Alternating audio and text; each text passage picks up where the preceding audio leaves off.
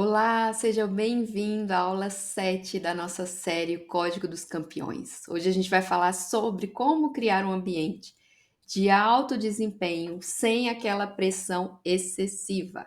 E eu quero começar já fazendo uma pergunta. Você já se imaginou até que ponto a pressão dos pais pode ajudar ou atrapalhar o desempenho do jovem atleta? Se seu filho joga, se está motivado, se não está, se ele precisa corresponder às suas expectativas. Como será que tem sido essa pressão para ele? Então, a verdade é que o ambiente que você cria dentro de casa tem um impacto direto na confiança do teu filho no esporte, claro. Então, se o ambiente for positivo, ele se sentirá mais encorajado, mais feliz, vai dar o seu melhor. Mas se o ambiente também for cheio de cobranças, pode gerar medo, ansiedade, pode ser até que ele desista. Então, vamos falar aqui. Eu vou revelar, na realidade, o código dos pais campeões aqui, um conjunto de princípios usados pelos pais dos maiores atletas aí.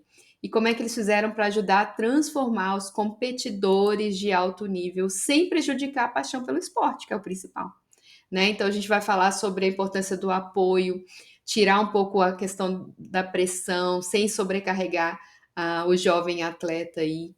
Então você que está aqui assistindo esse vídeo agora, se inscreve no canal, ativa o sininho aqui, porque essa série de vídeos vai transformar o jeito que você apoia seu filho no esporte também.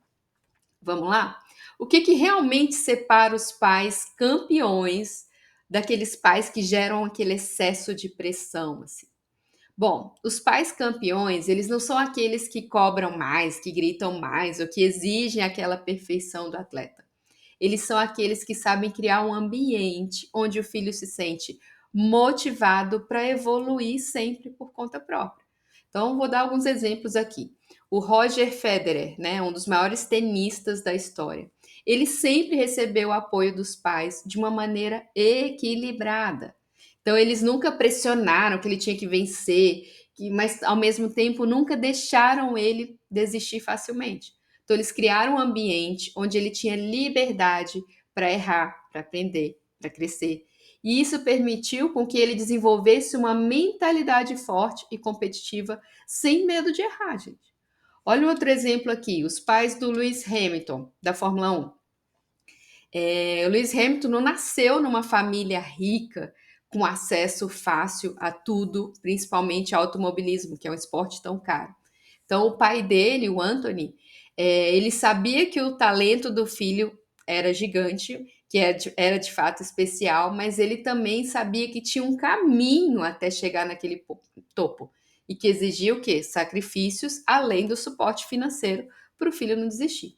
Então, diferente de muitos jovens pilotos aí que vêm de famílias milionárias, né, o Hamilton precisou lutar por cada oportunidade. Então, o pai chegou a trabalhar em 3 empregos ao mesmo tempo para conseguir pagar as competições lá no kart ainda, investindo tudo que ele podia na carreira do filho. Mas apesar de todo o esforço, o pai, Anthony, nunca transformou esse sacrifício em cobrança destrutiva ali para o Hamilton.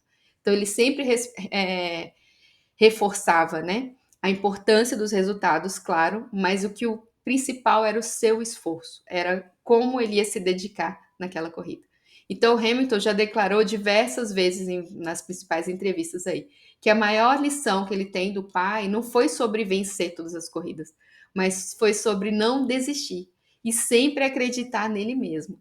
Então, um dos primeiros anos aí no kart, depois de perder uma corrida, o Luiz se sentia frustrado, desmotivado. O pai olhou para ele ali naquele momento e falou: Você não precisa ser o melhor agora, mas se você continuar aprendendo e trabalhando duro, um dia você será. Essa frase marcou o Hamilton assim profundamente, claro, e moldou a mentalidade competitiva dele. Então ele aprendeu que o sucesso não é só sobre vencer, não é sobre vencer sempre, mas é sobre progredir sempre, é sobre evolução. E o que a gente pode aprender com isso? Que apoiar, gente, não significa pressionar. O seu papel ali como pai é guiar aquele jovem atleta, cobrar de uma certa forma, reforçando o esforço dele e não apenas os grandes resultados. porque os campeões que são formados no treino, na pista, ok? Mas principalmente no ambiente que os pais criam dentro de casa. Então, o segredo, gente, não está em cobrar menos ou mais, mas em cobrar do jeito certo. O suporte emocional e a paciência dos pais aí podem ser o diferencial entre o jovem atleta que desiste e aquele que continua crescendo até chegar no topo. Então vamos lá, falar de mais alguns princípios aí dos pais campeões. O primeiro deles, ensinar o filho a se motivar por conta própria. Como assim? Se a motivação de um atleta vem apenas da aprovação dos pais, gente, ele nunca vai ter autonomia emocional para crescer. Um exemplo disso é o Michael Jordan. Então, ele sempre se automotivava e ele criou a mentalidade de superação dele mesmo. Ele transformou a rejeição num combustível para o sucesso. Então, Michael Jordan, que é considerado o maior jogador de basquete de todos os tempos, teve uma jornada de grandeza ali, mas ele começou com uma grande decepção. Não sei se vocês sabem. Quando ele era jovem, ele foi cortado do time de basquete da escola, porque não era considerado bom o suficiente. Então, aquele momento podia ter destruído a confiança dele, como acontece com muitos atletas. Mas ao invés disso, ao invés de lamentar e desistir, ele transformou aquela rejeição em um dos maiores combustíveis para a sua carreira. E aí, como é que a mãe dele respondeu aquilo tudo? Ao chegar em casa frustrado, Jordan esperava o quê? Que a mãe dele fosse confortar ele, fosse passar a mão na cabeça, dizer que estava errado, que ele foi injustiçado. Mas ao invés disso, ela deu uma das maiores lições da vida dele. Se você quer provar que você pode jogar, vá treinar e mostre isso na quadra. Essa frase fez com que ele percebesse o quê? Que tudo dependia dele, do trabalho duro dele. E qual foi o resultado, né?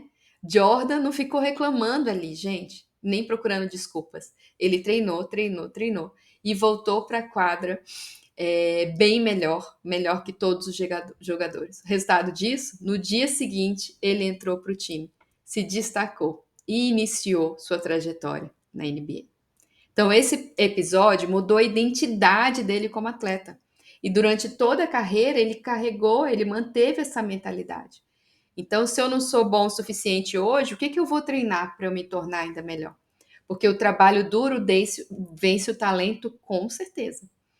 E ele falava, né, o tempo inteiro que a motivação mais forte que ele tinha vem de dentro e não da aprovação dos outros.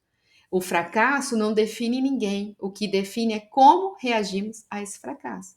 O trabalho duro, a consistência ali sempre vão superar o talento natural sozinho. E como é que você pode aplicar isso com seu filho? Pergunte para ele o que você quer alcançar no esporte. Quais são as suas próprias metas para que isso aconteça?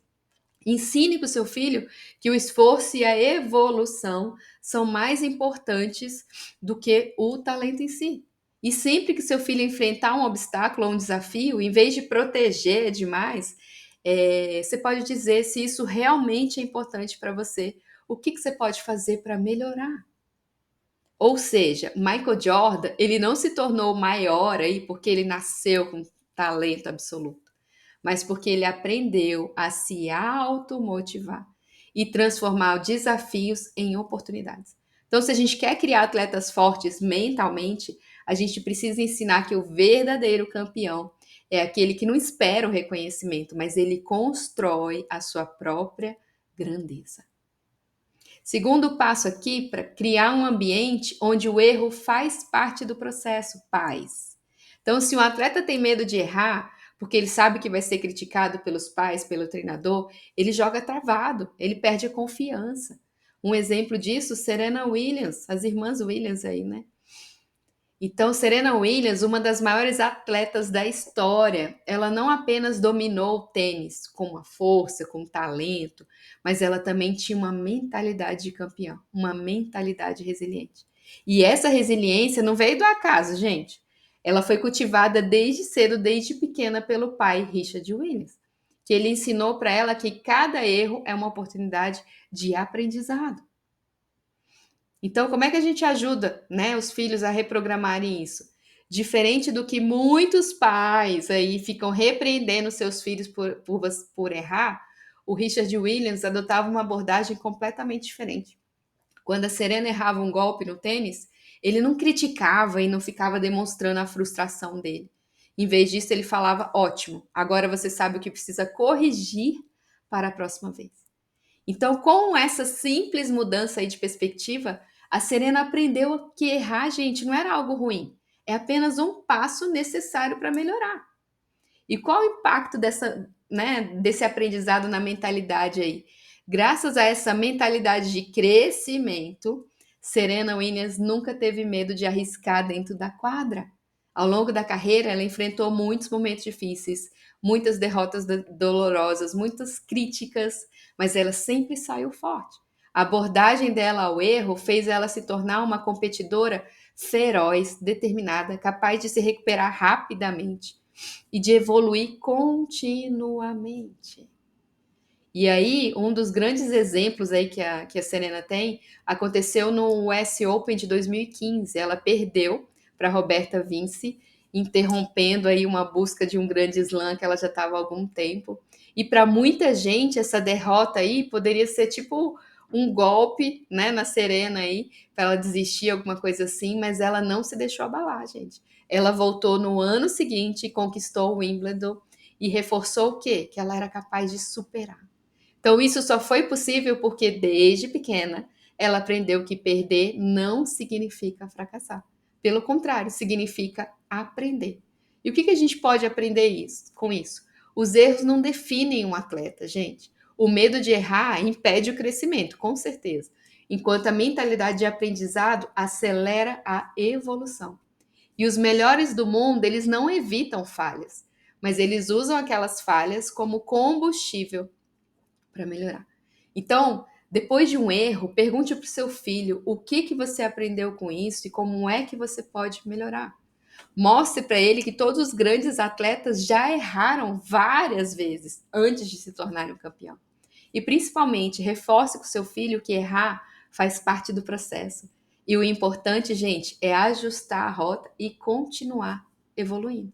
Então, o que fez a Serena Williams se tornar uma lenda aí no esporte não foi apenas a técnica dela, mas foi a mentalidade ensinada desde a infância por seu pai. Então, se a gente quer criar atletas resilientes, a gente precisa enxergar os erros como degraus para o sucesso e não como barreiras. Terceiro foco aí que a gente pode dar é no processo e não apenas no resultado. Como assim, Renata? Se um atleta acredita que só vale a pena competir se ele vencer, se ele ganhar a medalha, ele perde a motivação de melhorar todo dia. Então, eu vou dar um exemplo aqui. Kobe Bryant, gente, um dos maiores atletas de exemplos aí no basquete, né? Ele tinha muito foco no processo e não apenas na vitória. Então, ele dizia que a parte mais gratificante do esporte não era o título, mas era a jornada diária de evolução. Então, voltado para o seu filho, celebre o esforço do seu filho, não só os resultados. Ensine que o prazer do esporte está nessa evolução contínua. Quarto ponto, como construir um relacionamento positivo no esporte. O que é esse relacionamento aí positivo? Então, se o esporte for apenas fonte de cobrança, de pressão, seu filho, gente, não vai ter prazer de praticar. Um exemplo próprio, Neymar, que teve, né, um controle excessivo ali. Neymar é um dos jogadores mais talentosos da sua geração e com uma trajetória impressionante desde a infância até o futebol profissional. Só que um dos aspectos mais marcantes da carreira do Neymar foi o envolvimento constante do pai dele, que sempre esteve ao lado dele, gerenciando sua carreira, gerenciando sua trajetória. Então, essa proximidade intensa gerou alguns desafios. Até que ponto o apoio dos pais impulsiona o atleta? E quando ele começa a se tornar um peso, esse apoio pode se tornar um peso. Então, desde pequeno, o Neymar sempre teve o incentivo do pai para se dedicar ao futebol. O pai dele ajudava a organizar os treinos, fazia os contatos com os clubes, negociava os contratos. E esse apoio foi fundamental para que o Neymar pudesse focar apenas no desempenho dele dentro de campo. Então, esse tipo de suporte é essencial para os jovens atletas, porque aí garante essa estabilidade e esse direcionamento na carreira. Mas muitos talentos não chegam tão longe assim, sem essa estrutura de apoio. Então, por outro lado, à medida que o Neymar crescia, o envolvimento excessivo aí do pai dele em cada detalhe da vida profissional e pessoal começou a gerar alguns desafios, alguns conflitos. E aí, em diversos momentos, o Neymar pai tomou decisões polêmicas por ele, desde transferências de clube, postura na mídia, pressão, né, extra ali sobre o atleta. E esse tipo de controle pode ter efeitos também negativos, porque tira a autonomia do jogador, a capacidade dele aprender e tomar as próprias decisões. Então, a linha é muito tênue, gente. A relação entre o Neymar e o pai dele mostra que o dilema que muitos pais aí de jovens atletas enfrentam, né, no dia a dia, primeiro, estar presente é fundamental, mas o atleta precisa aprender a ter autonomia. Segundo, apoiar é diferente de pressionar. O atleta deve sentir que ele tem o espaço dele para errar, para aprender, para evoluir. Então, o progresso, gente, é mais importante que o controle absoluto. Então, permitir que teu filho tome pequenas decisões vai ser muito importante para a vida dele. E como é que a gente pode aprender com isso? O apoio dos pais é um grande diferencial, mas esse excesso de controle pode sufocar o atleta. Então, os filhos precisam sentir que os pais estão ali, estão do lado dele, com certeza, não só cobrando, mas incentivando, né, apoiando ali o progresso e a evolução. Mas os pais também precisam permitir que os filhos tomem pequenas decisões aí, até para o crescimento emocional deles. Então, esteja presente, mas sem sufocar. Pergunte sobre os treinos, mas deixe seu filho expressar o que ele sente. Demonstre interesse pelo progresso dele, claro, não apenas pelo resultado final, não só o esforço no final, mas a evolução. E deixe que ele tome pequenas decisões dentro do esporte, porque essas escolhas vão ajudá-lo a ser um atleta ainda mais forte e independente. Então, a história do Neymar, gente, ensina que o apoio dos pais pode ser um grande diferencial, com certeza, mas também pode se tornar uma barreira quando o controle é excessivo. Então, se a gente quer que os nossos filhos se tornem grandes atletas e grandes pessoas, grandes seres humanos, a gente precisa aprender a equilibrar aí o suporte com autonomia. Então, hoje a gente viu como os pais dos grandes atletas, dos campeões, criam esse ambiente de alto desempenho sem destruir a motivação dos filhos. No próximo episódio, a gente vai falar sobre como transformar as derrotas em combustível para o sucesso. Comenta aqui qual desses princípios você já aplica na relação com seu filho. Nos vemos aí na próxima aula. Até mais.